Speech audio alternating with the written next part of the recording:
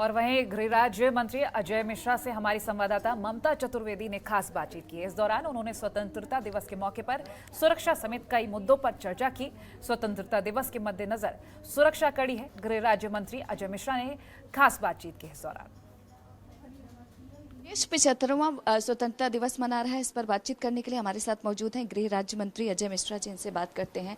अगर सुरक्षा की बात करें तो किस तरह से सुरक्षा किया गया है, क्योंकि देखा जाए तो हमेशा से ही आतंकी अलर्ट रहता है देश की राजधानी दिल्ली में। देखिए, अगर आप बात करेंगे, हर तरह से हमने सारी व्यवस्थाओं को ठीक किया है, लेकिन अगर प्रमाण के रूप में आप देखना चाहें तो वो जम्मू कश्मीर, जिसमें 2 वर्ष पहले सरकारी इमारतों पर भी 15 अगस्त और 26 जनवरी को तिरंगा झंडा फहराना एक चुनौती होती थी, आज आप अगर जाकर के देखेंगे तो जम्मू कश्मीर की हर सरकारी इमारत के साथ साथ ऐसे हमारे बहुत सारे संस्थान हैं, हमारे निजी लोग हैं जिन्होंने अपने घरों पर तिरंगा फहराया है। और एक सबसे बड़ी बात है जो श्रीनगर पुलिस, जिसने 74 साल के बाद पहली बार अपना जो लोगो लिखा है श्रीनगर पुलिस, उसमें श्री के बाद आई के ऊपर उन्होंने लाल चौक का वो बनाया है और उसके ऊपर तिरंगा लहराया है।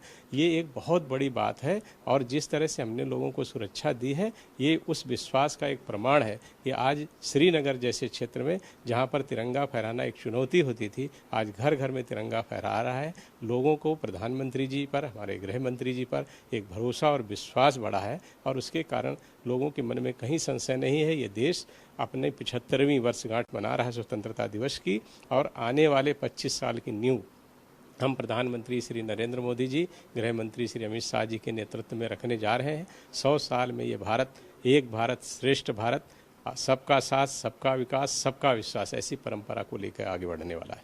लाल किले पर 26 जनवरी को जो कुछ हुआ था पूरे देश ने देखा था, वैसी घटनाएं दोबारा ना हो, क्योंकि खालिस्तान की तरफ से लगातार धमकी दी जा रही है। देखिए, जैसे आप कह रही हैं, ये बात सही है कि तथाकथित कुछ किसान जिनकी राजनीतिक महत्वाकांक्षाएं नहीं पूरी हुई थी, जैसे राकेश टिकैत जी हैं, योगेंद्र यादव जी हैं, जो लोकसभा के चुनाव लड़े लेकिन बुरी तरह से जनता ने उनको नकार दिया था।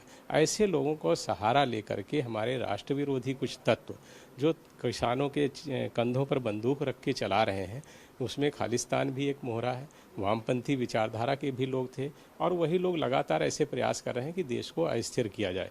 8 महीने से आंदोलन चल रहा है। ये देश किसानों का देश है।